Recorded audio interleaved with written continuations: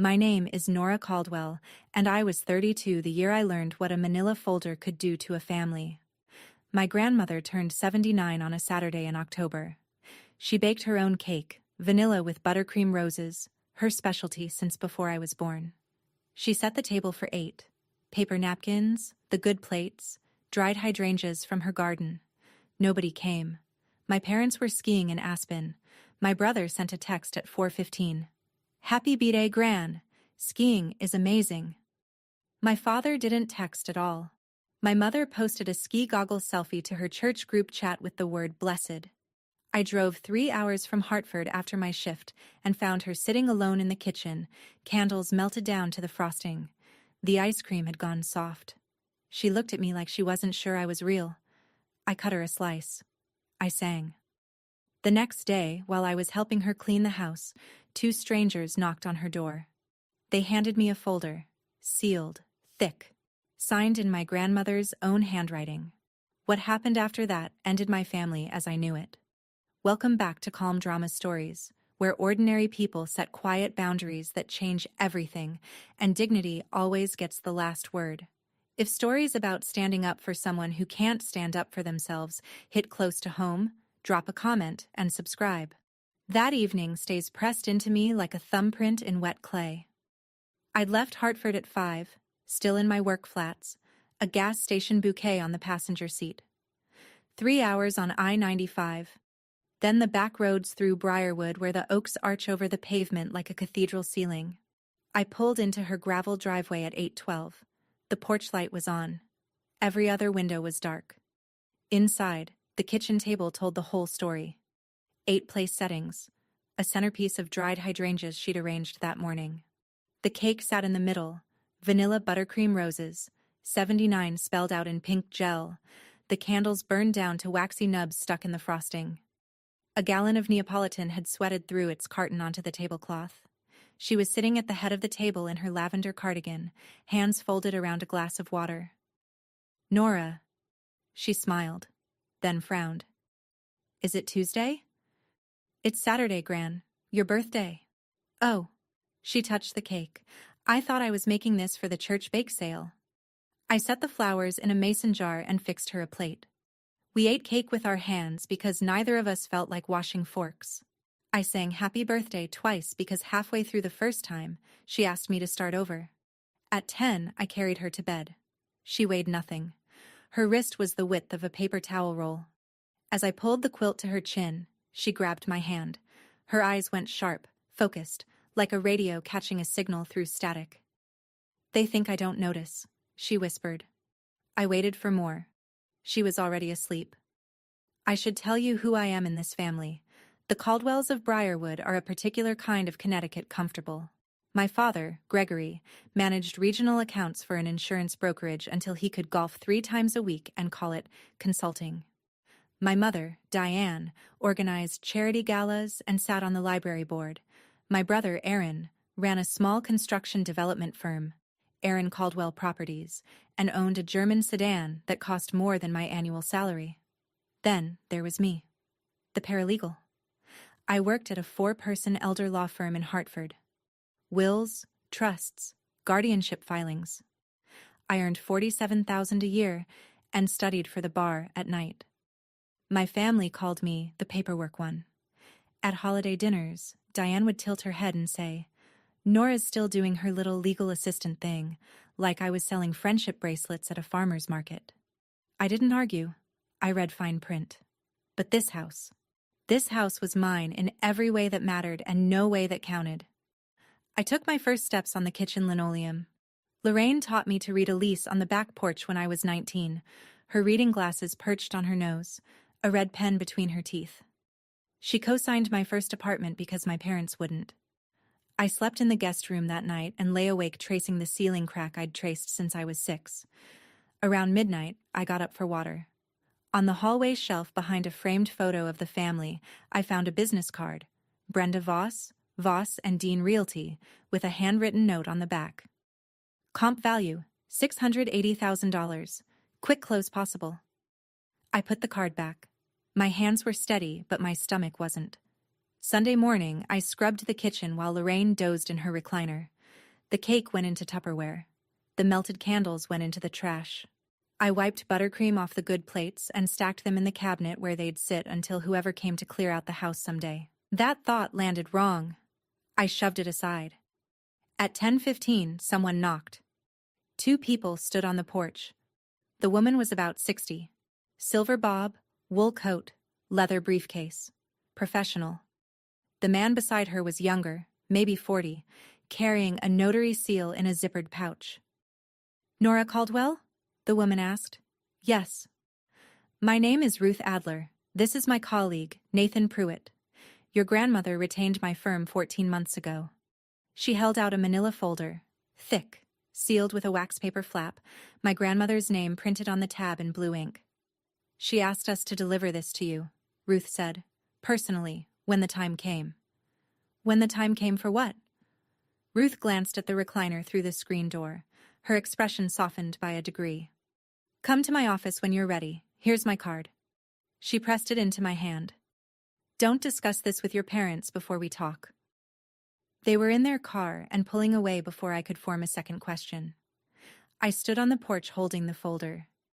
It was heavier than it looked, maybe 40 pages. The seal had been signed across the flap in Lorraine's handwriting, looping and deliberate, the way she signed birthday cards and Christmas checks. My phone buzzed. A text from Diane. "Who is at the door? Don't sign anything, Nora." I turned the phone face down and brought the folder inside. I sat at the kitchen table, the same table where the birthday cake had sat untouched the night before, and ran my finger along the sealed flap. Lorraine's signature crossed the seal. I recognized every curve. The capital L with its exaggerated tail, the double loop on the lowercase r. This wasn't a shaky mark. This was written by a woman who knew exactly what she was putting her name on. I broke the seal. Inside, a stack of legal documents I recognized from work. A recorded deed, a trust instrument, a durable power of attorney, notarized witness pages, a physician's letter on medical letterhead, dated 14 months ago. Clipped to the front, a handwritten note on Lorraine's personal stationery, cream paper, blue ink, the same deliberate script. "Nora, when they come for the house, open this. Everything you need is here. I love you. I'm sorry it has to be you." I read the note 3 times. Each time the words, "when they come for the house," landed harder. Not if. When. She'd known. 14 months ago, before the forgetting got bad, before she started calling me by my mother's name, before the wandering and the stove left on, and the day she got lost driving to the post office 2 blocks away. She'd known someone would come for the house. She'd prepared. I closed the folder and pressed my palm flat on top of it. Through the doorway, I could hear Lorraine snoring lightly in her recliner, a crossword puzzle slipping off her lap. She'd hired a lawyer. She'd signed documents. She'd left me instructions. That note didn't let me sleep that night. I lay in the guest room with the folder on the nightstand, watching the ceiling, listening to the house breathe. Monday morning, I called in sick to work for the first time in 3 years. Something in me said to stay. I found it while taking out the recycling. A lockbox. A realtor's combination lockbox, clamped to the gas meter behind the hydrangea bushes, tucked just out of sight from the front walk. I knew what it was immediately. I'd seen them on every listing in Briarwood. Somebody had been showing this house. I went back inside and opened Lorraine's mail pile, 3 weeks of unsorted envelopes on the hallway table. Buried between a phone bill and a coupon flyer, I found a listing sheet. Off-market. Printed on Voss and Dean Realty letterhead. The same Brenda Voss from the business card behind the photo frame. 4 bedrooms, 2.5 baths. Original hardwood. Quarter-acre lot. Listed at $680,000. $50,000 under the most recent comp in the neighborhood. In the kitchen junk drawer, I found the worst of it. A purchase agreement. Unsigned, but filled in. Buyer. Stonewall Capital Group, LLC. Cash offer. 30-day close. Seller's signature line left blank, but someone had penciled L. Caldwell in block letters below it, like a rehearsal. The listing agent was Brenda Voss. The contact on the buyer's side was a name I didn't recognize, But the seller's representative, listed on the agreement, was Aaron Caldwell, my brother. I sat on the kitchen floor and spread the pages around me like a paper mosaic. The lockbox, the listing sheet, the purchase agreement, Brenda's card. A sticky note in Diane's handwriting. Closing target, November 15th. That was 3 weeks away. I picked up the folder from the nightstand, and this time I opened it to the first page of the trust instrument. I read every word. I called my mother at 6 that evening. "Oh, Nora." Diane's voice had that specific warmth, the one she used on parish volunteers and restaurant hostesses. Bright, managing. "How's Gran doing? We had the most wonderful time in Aspen. The snow was just divine." "There's a lockbox on her gas meter." Silence. 2 seconds. 3. "Sweetheart, that's being handled. Dad and Aaron have been working with a lovely agent to find a suitable transition plan for your grandmother. You know she can't keep up this big house on her own. There's a purchase agreement in her kitchen drawer." "Nora." The warmth dropped 1 register. "This is a family decision. Between your father, your brother, and me. We've been managing Gran's affairs for months. You don't need to worry about the details. She doesn't know the house is being sold, does she? She knows what she needs to know." Diane paused. I could hear the clink of a wine glass. "Aaron's company is in a difficult stretch. The house can fund a proper care facility for Gran and help your brother through a rough patch. It's the responsible thing." "It's her house, Mom." "Nora." The register dropped again, all the way to the basement. Cold. Final. "Your grandmother has dementia. She leaves the stove on. She got lost driving to the post office. She is not the person who should be making decisions about a $680,000 asset." Then she said it. "She won't remember the house by Christmas." The line hummed between us. "Then it's a good thing I remember," I said. I hung up. I picked up the manila folder and Ruth Adler's business card. I held them side by side under the kitchen light. Tomorrow I would drive to Hartford. Tonight, I had reading to do. Ruth Adler's office was on the 2nd floor of a converted brownstone on Asylum Avenue. The waiting room had faded oriental rugs, framed diplomas from Yukon Law, and a small brass sign that read, "Adler and Associates, Elder Law and Estate Planning." I'd called at 7:30 that morning. Her receptionist put me through in under a minute, which, if you know anything about law offices, tells you they were expecting the call. "Ms. Caldwell?" Ruth's voice was the same measured calm from the porch. "I'm glad you reached out. Can you come in today?" I drove the 3 hours again. Ruth met me in a conference room with a pot of Earl Grey and a box of tissues she placed exactly between us on the table without comment. "Your grandmother came to me 14 months ago," she began. "Early August of last year.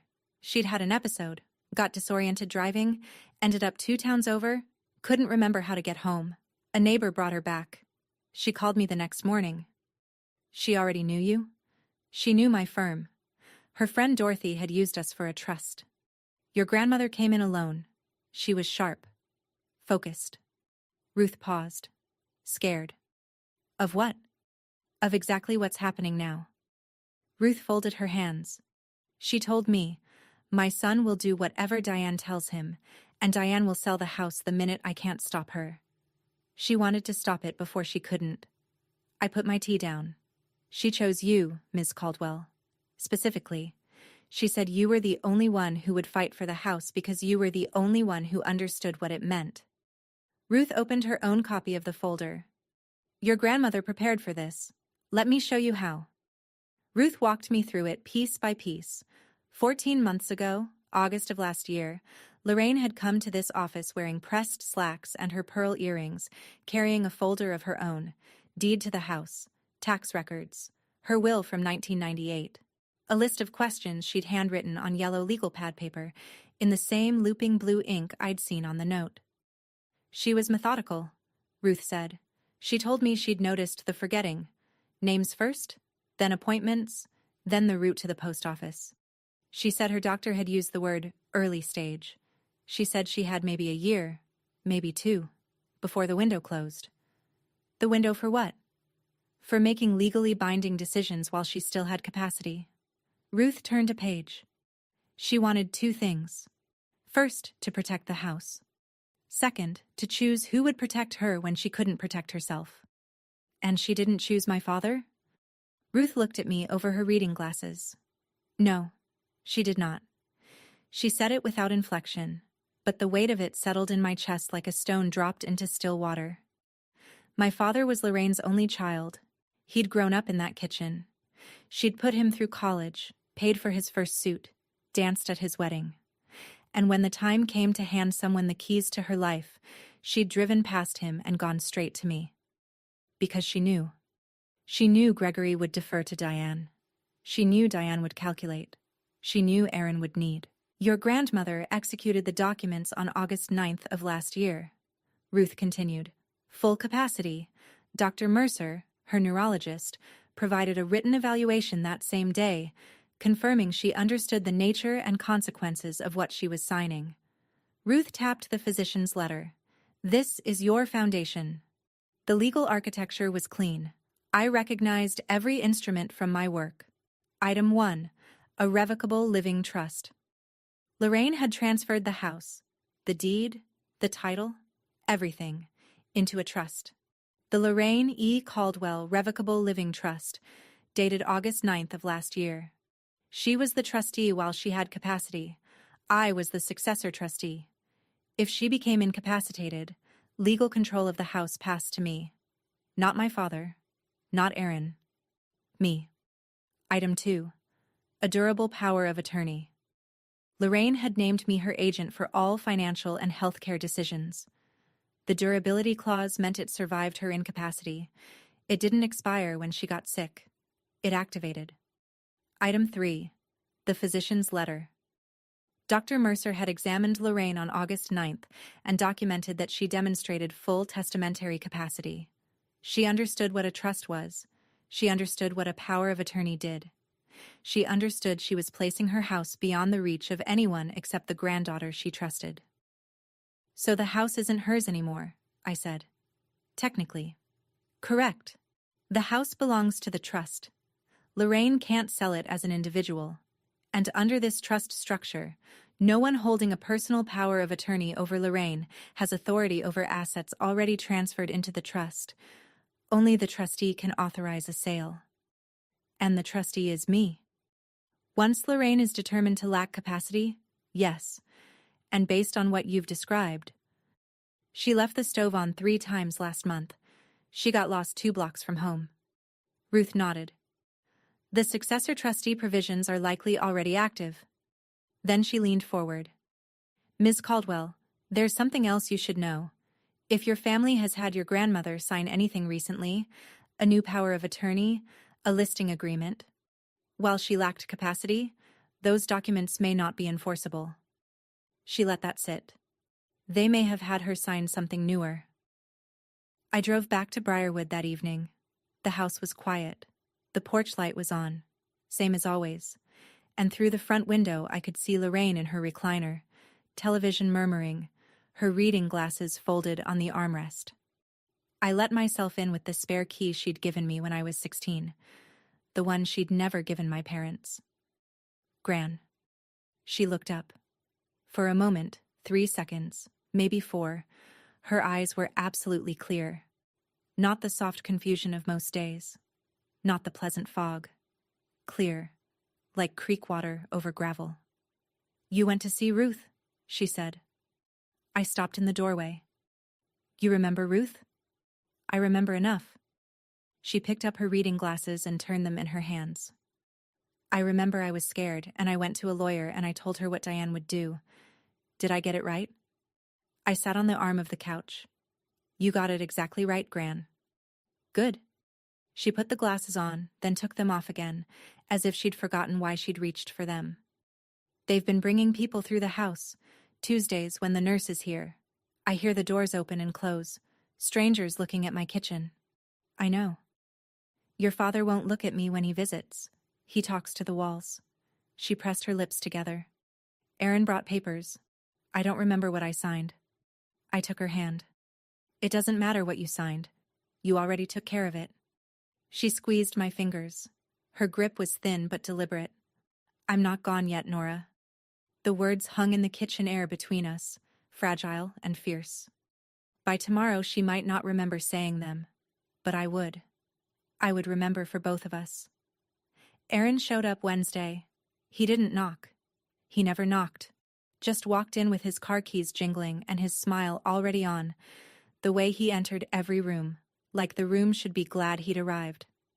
Hey, Nor. He kissed the top of my head. He smelled like cedar cologne and the leather interior of a $50,000 SUV. Checking in on Gran, that's sweet. I'm staying for a while. Oh yeah? He opened the fridge, helped himself to a La Croix, and leaned against the counter like he owned the place. Taking some time off from the paralegal gig? He said paralegal the way you'd say hobby. Aaron, I know about the listing. His La Croix paused halfway to his mouth. 1 beat, 2. Then the smile adjusted. Not gone, just reclassified. Warmth to negotiation. Look. I know it seems fast. But here's the thing. The company's in a rough patch. I've got a balloon payment coming due in 8 weeks. $740,000. If I miss it, the bank takes everything. Every project, every contract. 3 years of work. Gone. So you're selling Gran's house. I'm helping the family manage an asset that Gran can't manage herself. He set the can down. Nora, the money solves everything. Gran gets a nice facility. Dad and Mom stop worrying. I keep my business. Everybody wins. Except Gran. Gran doesn't know what day it is. She knows people are walking through her house. Aaron's jaw tightened. He stepped closer. Don't make this difficult. We're family. Family helps family. Is that what you told her when you brought the papers? He stared at me. Then the smile came back. But harder now. Performative. It's basically sold already, Nora. The closing's set. He left his empty can on the counter and walked out without rinsing it. That night, I searched. In the bottom of the hallway credenza, behind a stack of old Guideposts magazines, I found what they'd had her sign. A power of attorney, dated September 3rd. Barely 2 months ago. It named Gregory Caldwell as Lorraine's agent for all financial and property decisions. Stapled to it was a listing authorization for the house, also dated September 3rd, granting Aaron Caldwell the right to act as seller's representative. I carried both documents to the kitchen table and laid them beside the originals from Ruth's folder. The signature differences hit me before I finished unfolding the pages. Lorraine's trust documents from 14 months ago. Strong pen pressure, the loops clean and confident, every letter connecting to the next with that distinctive tail on the capital L. I knew this hand. This was the woman who'd written grocery lists in cursive and signed my high school permission slips with a fountain pen. The September power of attorney, trembling lines. The L barely rose above the baseline. The loops collapsed. The pen had lifted between letters, leaving gaps where flow should be. This was not the hand of a woman who understood what she was signing. This was the hand of a woman who was told where to press down. I pulled up the calendar on my phone and checked the date. September 3rd. My stomach dropped. September 3rd was the same week Lorraine had been taken to the ER after a fall. I'd received a text from Diane. Gran took a tumble. Nothing serious. She's resting. And thought nothing of it. The discharge summary, which I found in the mail pile, noted, patient disoriented, intermittent confusion, recommend neurological follow-up. They'd had her sign a power of attorney during the same week she'd been hospitalized for confusion. I took photos of everything. Then I called Ruth. Ruth came to the house on Friday. Not her office. The house. She said it mattered that we do this at Lorraine's kitchen table. I understood why the moment she laid everything out.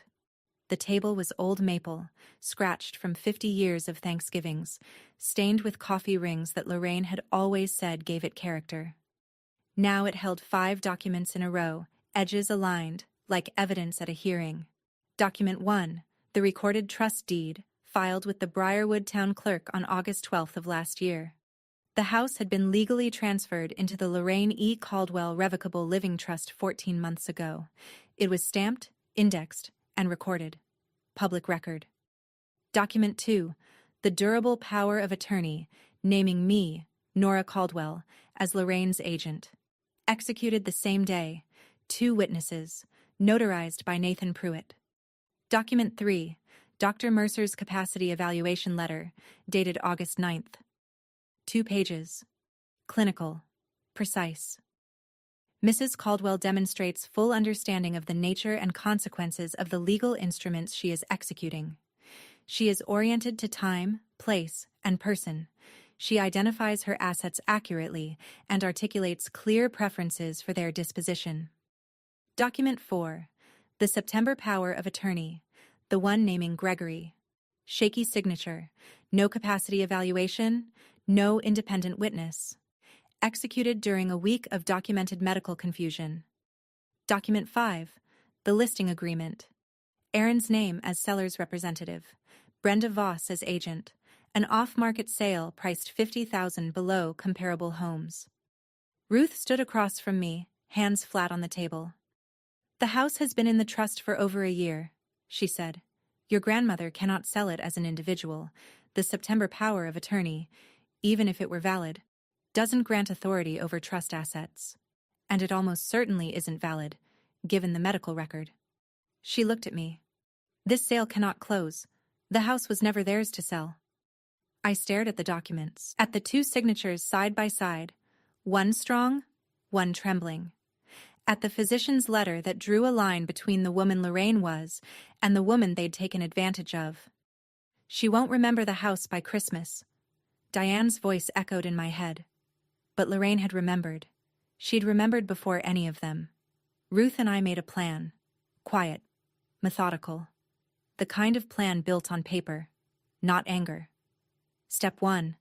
We needed a current capacity evaluation for Lorraine, something a court would accept to confirm that the September POA was signed when she lacked the mental ability to understand it.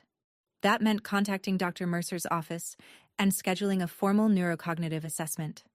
I called Monday morning. The receptionist put me on hold for 11 minutes. When she came back, her voice had a careful, practiced quality I recognized from my own work, the tone people use when they're about to deliver bad news wrapped in protocol.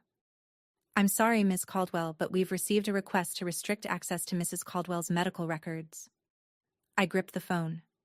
"Restrict access? From whom?" "I can't disclose that, but I can tell you the request came in approximately 6 weeks ago, and it specifies that medical records and evaluation results are not to be released to anyone other than the designated family contact." "And who is the designated family contact?" Pause. "Gregory Caldwell." "My father." They'd locked me out of her medical records.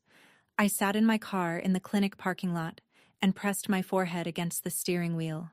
6 weeks ago. That was mid-September, right after they'd had her sign the power of attorney. They hadn't just gotten her to sign, they'd built a wall around her. I called Ruth. "They restricted her records." "Expected." Ruth didn't sound surprised. "We'll file a HIPAA authorization under the durable POA. Your POA predates theirs and names you as healthcare agent. The clinic is legally obligated to honor it. I'll send the paperwork today." 2 days later, I had the records.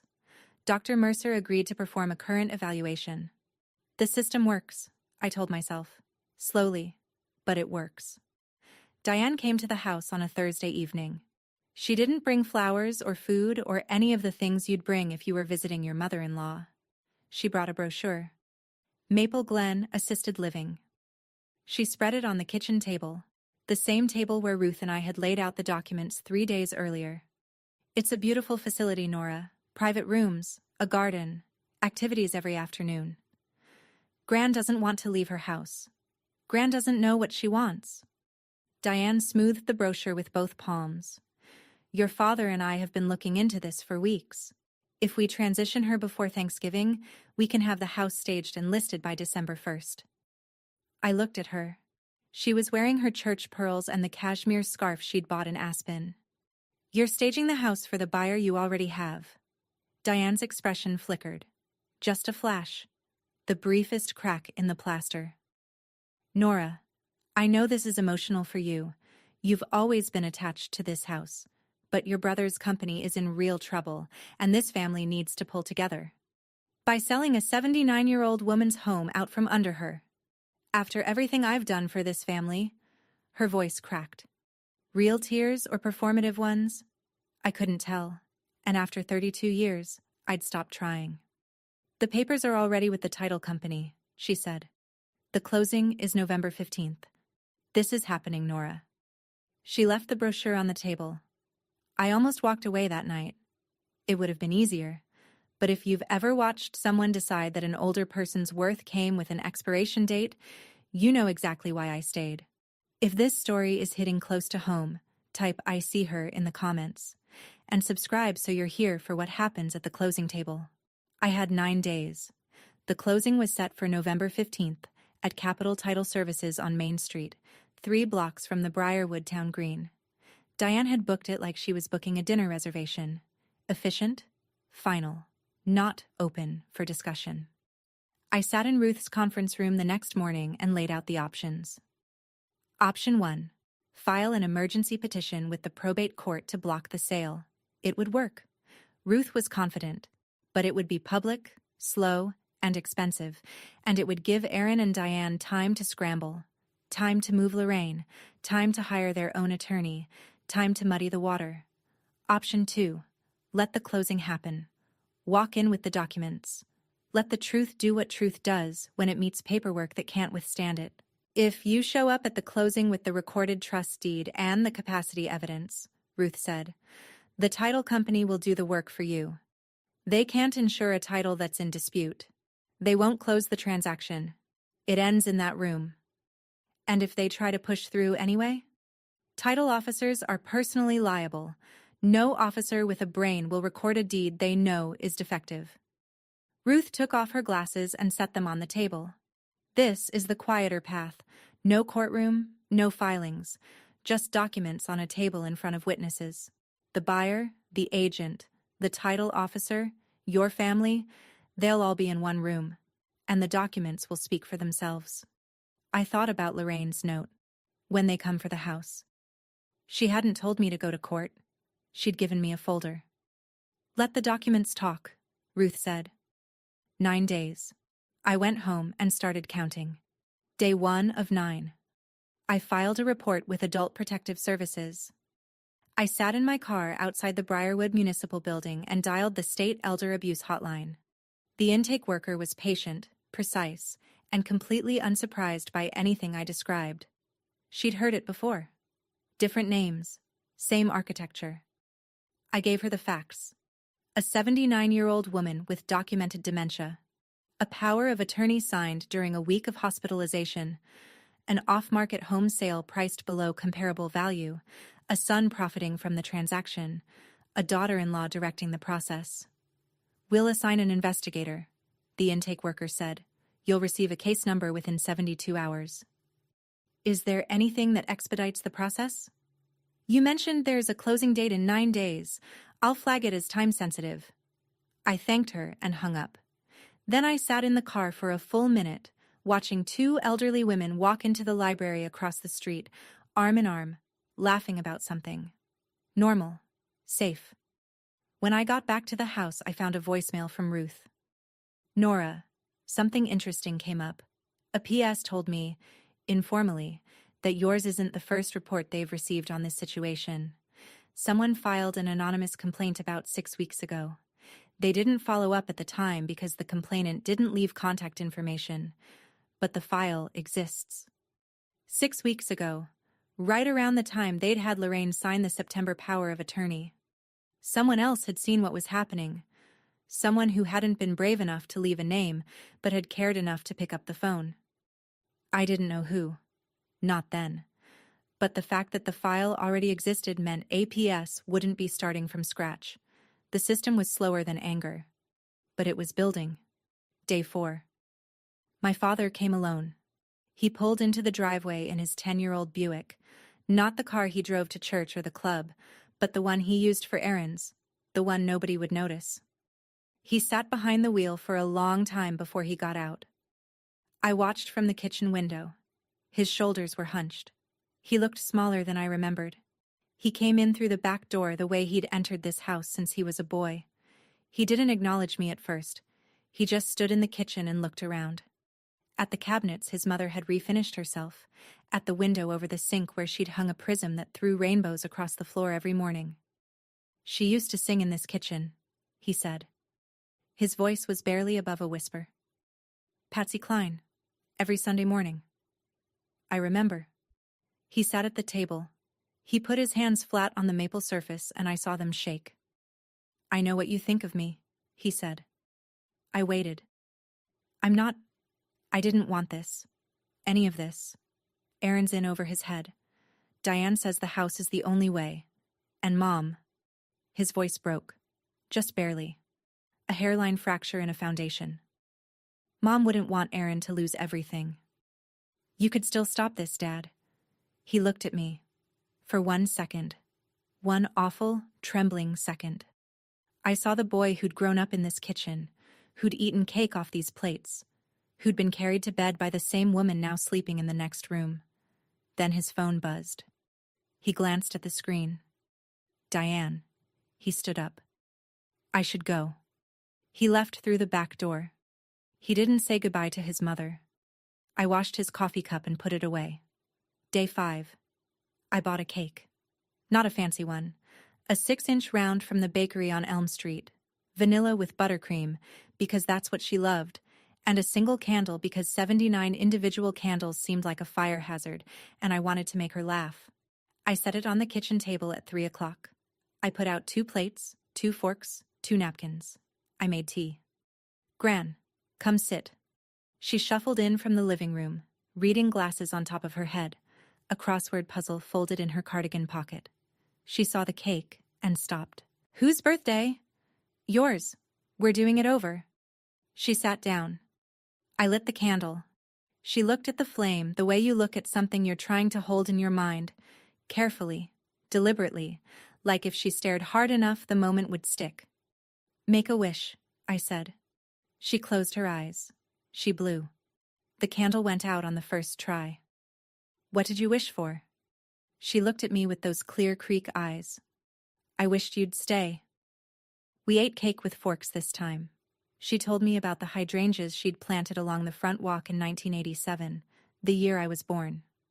She told me the kitchen table came from her mother's house in Bridgeport, carried in on the back of a pickup truck in 1974, and that every scratch on its surface was a Thanksgiving she'd won.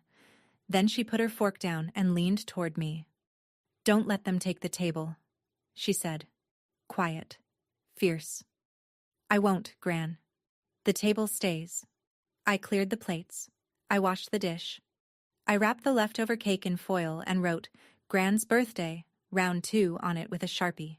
4 days until the closing. Day 6. The phone calls started. My Aunt Caroline, my father's cousin, called first. She was careful. Concerned. "Nora, honey, your mother says you're trying to take control of Lorraine's finances. She says you're, well," she used the word manipulating. I held the phone away from my ear and looked at the ceiling.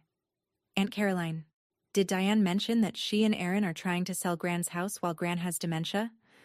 Silence. "She said it was a family decision." "It's a decision Gran didn't make."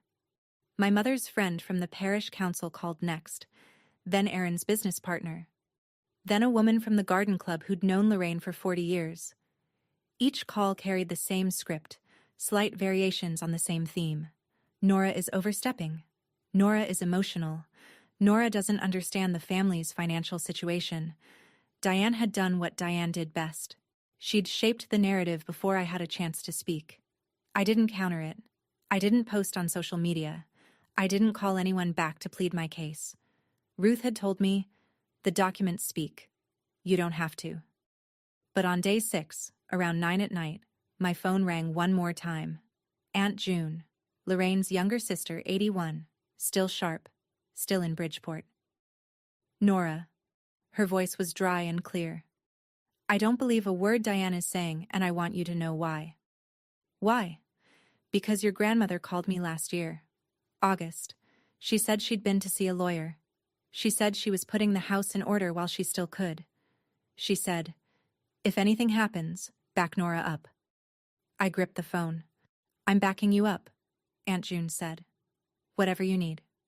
3 days until the closing. Day 7. Ruth and I confirmed the details.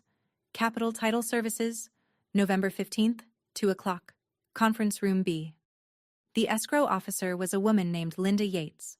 22 years in the business, Ruth's contact said. Thorough. By the book. The buyer was Stonewall Capital Group, a regional cash acquisition firm that bought undervalued residential properties, flipped or rented them, and moved on. Their representative was a man named Daniel Fossey. He had been copied on the listing agreement and the purchase contract. Brenda Voss would be there as the listing agent. Diane and Aaron would attend as sellers' representatives. Gregory would come because Diane told him to. Ruth made one more call, to the title company, off the record, and learned something that made her pause. Linda Yates flagged the file 3 weeks ago, Ruth told me. During the preliminary title search, she noted that the house was held in a trust. She contacted Brenda Voss for clarification. Brenda sent over a signed affidavit claiming the trust had been dissolved and the property reconveyed to Lorraine individually. Linda accepted it provisionally, but noted in her file that no recorded reconveyance deed had been found. The closing was scheduled as tentative, pending final title clearance. A clerical error. Brenda told her the trust had been dissolved and the property returned to Lorraine's individual name. That's not true, of course. The trust was never dissolved. The deed is still recorded. The deal was already standing on cracked ice. Linda Yates had a flag in the file. Brenda Voss had lied. The recorded trust deed was public record. All it needed was someone to put the original on the table. Here's the thing about paperwork people underestimate. It doesn't raise its voice, and it doesn't forget. If you've ever been the quiet one nobody took seriously, this next part is for you. Subscribe and stay with me to the closing table. 2 days left. Day 8. Everything was in place. Ruth would attend the closing as Lorraine's attorney of record, representing the trust. She'd bring certified copies of the recorded trust deed, the durable power of attorney, and the physician's capacity evaluation. Nathan Pruitt would come as a notary witness. A PS had assigned an investigator named Sandra Weeks. She wouldn't be in the room. That wasn't how it worked. But she'd confirm the case was active and time-sensitive. Whatever happened at the closing would become part of her file. I spent the afternoon at the kitchen table reviewing the documents one more time. Trust deed. POA. Capacity letter. The September POA with the shaking signature. The listing agreement. The purchase contract. The discharge summary from Lorraine's September hospital stay. Everything lined up. Every date, every signature, every medical note pointed in the same direction. I practiced what I would say. Short sentences, no accusations, no emotion, just facts, delivered at the volume of a normal conversation. Ruth had coached me. You're not there to argue. You're not there to convince anyone. You're there to present documents that speak for themselves. Let the title officer do the rest. I wasn't the daughter they'd ignored. I wasn't the paperwork one. I was the successor trustee of the Lorraine E. Caldwell Revocable Living Trust, and I had every legal right to sit at that table. More than a right, an obligation. That evening, I ironed a blouse and set out my work flats. The same flats I'd worn the night I'd driven 3 hours to sing happy birthday to a woman sitting alone in her kitchen. Tomorrow they'd sit down to sign for a house that wasn't theirs, and I would be there when they found out. The night before the closing, I sat with Lorraine in the living room. She was having a good hour. Not a good day. Those were rare now. But a good hour. She was working on a crossword with her reading glasses perched at the end of her nose, filling in the squares with a ballpoint pen, no pencil, because she said pencils were for people who didn't trust themselves. Gran, tomorrow's going to be a big day. She didn't look up. 7 across. Legal instrument of protection. 5 letters. I smiled. Trust. She wrote it in. Smarty pants. I watched her hand. The pen moved slowly but with intention. The letters were small and careful. Not the looping confidence of 14 months ago, but not the collapse of the September signature either.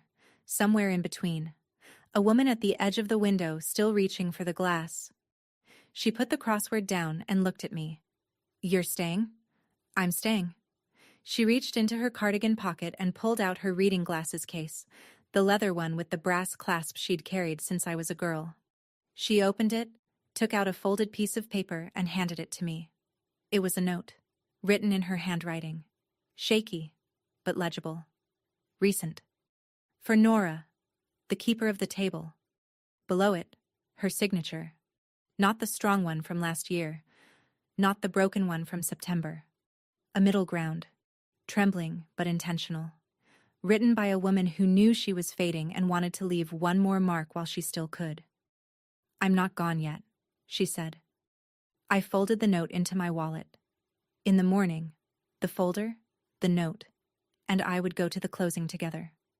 Capital Title Services occupied a single-story brick building on Main Street with tinted windows and a brass door handle polished to a mirror finish. I parked across the street at 1:45. Ruth pulled in beside me at 1:50. Nathan was already inside. We walked in together.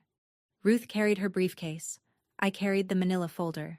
Conference room B was small, 10 chairs around an oval table, a water pitcher, a printer humming in the corner. Linda Yates, the escrow officer, was arranging documents in neat stacks at the head of the table. She looked up when we entered, glanced at Ruth, and paused for half a second, the kind of pause that meant she recognized the name. "Ms. Adler, I didn't see your firm listed on the transaction."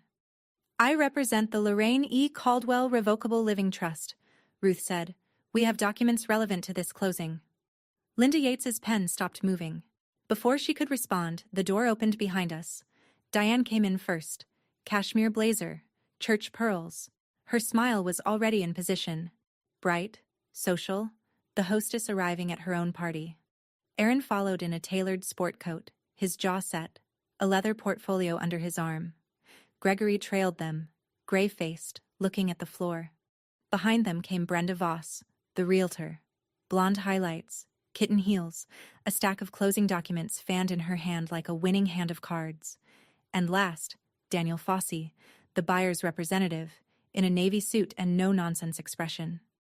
Diane saw me and stopped. "Nora?" She looked at Ruth. At the folder in my hands. Her smile didn't change, but the muscles underneath it did. "What are you doing here?" "Taking a seat," I said. I sat down at the table. Ruth sat beside me. I placed the manila folder in front of me, and I waited. The room was very quiet. The printer had stopped humming. Linda Yates looked at Ruth. "You said you have documents?" "I do." Ruth opened her briefcase and laid 3 items on the table, one at a time, each centered and square, the way you'd lay evidence before a judge. First, a certified copy of the recorded trust deed. This deed was recorded with the Briarwood Town Clerk on August 12th of last year. It transfers the property at 14 Oakwood Lane into the Lorraine E. Caldwell Revocable Living Trust. Ms. Caldwell, she nodded toward me, is the successor trustee. Diane's smile fell, not all at once, in stages, like a building losing floors. Second, the durable power of attorney, naming me as Lorraine's agent. Executed on August 9th of last year, notarized, witnessed, currently in effect. Aaron leaned forward. "We have a more recent power of attorney that supersedes..." Third, Ruth placed the physician's letter on the table. A capacity evaluation by Dr. Helen Mercer, Lorraine's neurologist, dated August 9th. It confirms that Lorraine had full testamentary capacity when she signed these documents. I also have Dr. Mercer's current evaluation, completed last week, confirming that Lorraine now lacks capacity, meaning any documents she signed after her cognitive decline, including the September power of attorney your family obtained, were signed without the legal competence required to make them binding. The room went still. Linda Yates picked up the trust deed. She read it. She compared it to the title report in her file. She looked at Brenda Voss. "Ms. Voss, you informed me the trust had been dissolved." Brenda's face went white. I was told..." "The trust was never dissolved," Ruth said. "The recorded deed confirms it. This property belongs to the trust. The sale cannot proceed." Linda Yates set the documents down, squared her shoulders, and said the 5 words that ended it. "I cannot close this transaction." She remembered. She remembered everything. Daniel Fossey closed his portfolio. Brenda stared at the table. Aaron gripped the armrests of his chair until his knuckles blanched. And Diane looked at me like I'd pulled the house out from under her feet. The silence lasted 4 seconds. Then Diane broke it. This is ridiculous. Her voice climbed. She stood up, palms flat on the table, pearls swinging. Nora is a paralegal. She has no authority. My husband is Lorraine's son, her only child, and he has a signed power of attorney that gives him full control over. A power of attorney signed by a woman who was hospitalized for confusion the same week, Ruth said. Even. Measured. A power of attorney with no capacity evaluation attached. A power of attorney that, even if valid, does not grant authority over assets held in a trust. You can't do this. Aaron stood now too.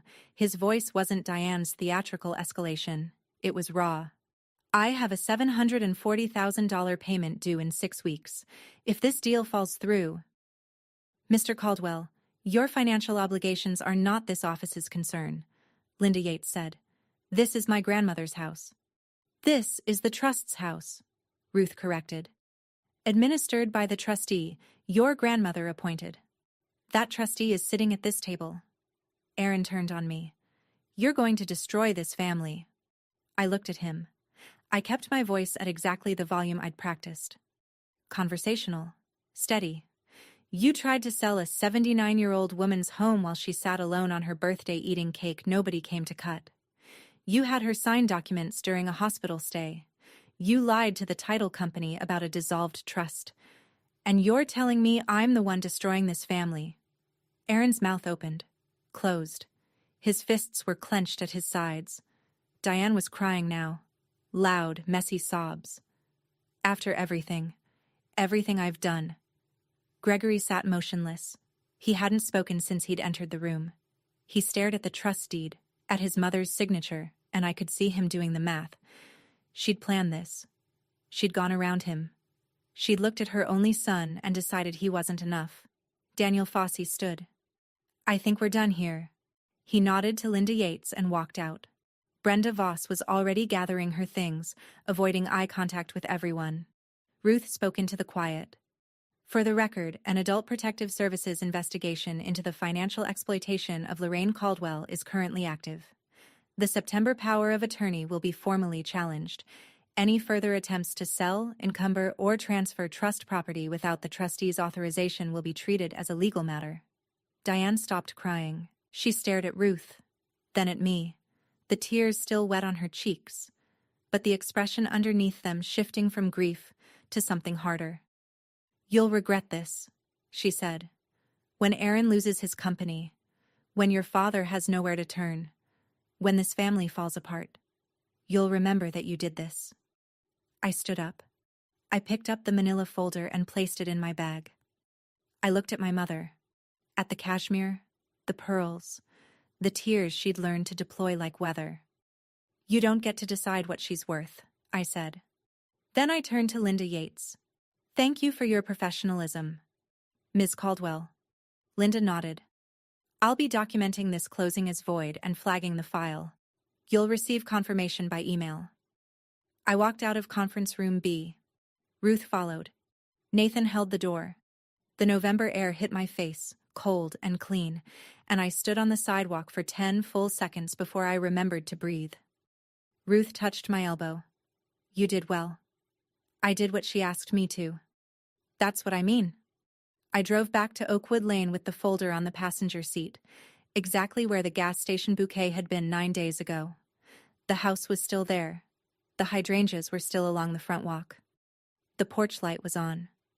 I went inside and found my grandmother asleep in her recliner, crossword in her lap, reading glasses on. I knelt beside her chair and tucked the quilt around her shoulders. It's done, Gran, I said. The house is safe. She stirred. Her hand found mine, the same thin grip, the same paper towel roll wrist. Her eyes opened, cloudy at first, then clearing for just a moment. Nora? I'm here. Did you keep the table? I laughed. A real one. the kind that comes up from somewhere deep and surprises you. I kept the table. She smiled. Small. Certain. Good girl. She closed her eyes. Within a minute, she was asleep again, her breathing slow and even, the crossword puzzle rising and falling on her chest. I sat on the floor beside her recliner and looked at the kitchen through the doorway. At the maple table, scratched and coffee-stained, still standing where it had stood since 1974. The folder was in my bag. The note was in my wallet.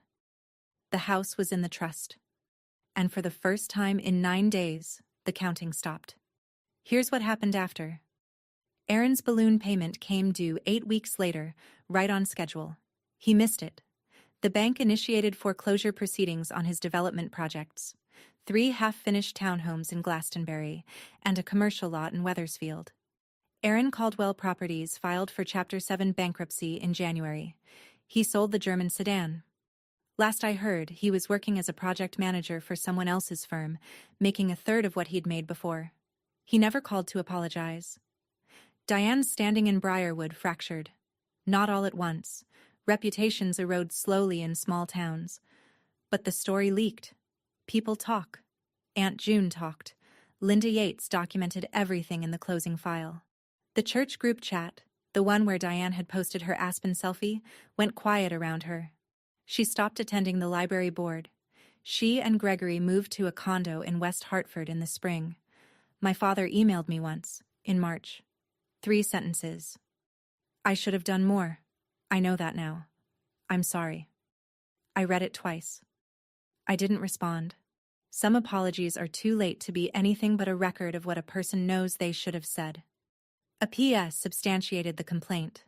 Over the following 3 months, through 2 probate hearings that no one in my family contested, the September power of attorney was formally voided. The court appointed me as Lorraine's legal guardian and confirmed my role as permanent trustee of her trust. I deferred my bar exam. I took a leave of absence from the firm. I moved into the guest room at 14 Oakwood Lane, the one with the ceiling crack I'd traced since I was 6.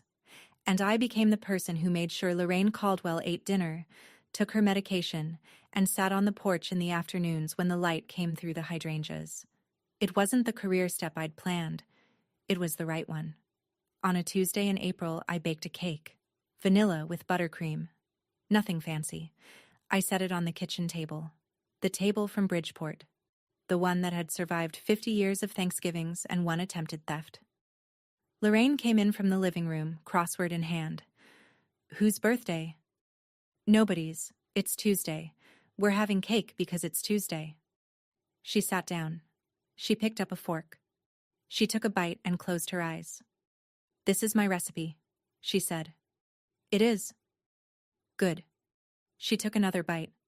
Don't change it. We ate in the kitchen with the afternoon light striping through the window. The prism still hung above the sink, throwing small rainbows across the floor. The table held. A person's worth doesn't expire when their memory does. And the quietest love in a family is sometimes the only one keeping watch. That's my story. 1 empty party, 1 manila folder, and a grandmother who remembered first. If this reminded you to check on a loved one's directive, do it today. Share this with someone who needs to hear it. Drop a comment, subscribe, and I'll see you in the next one.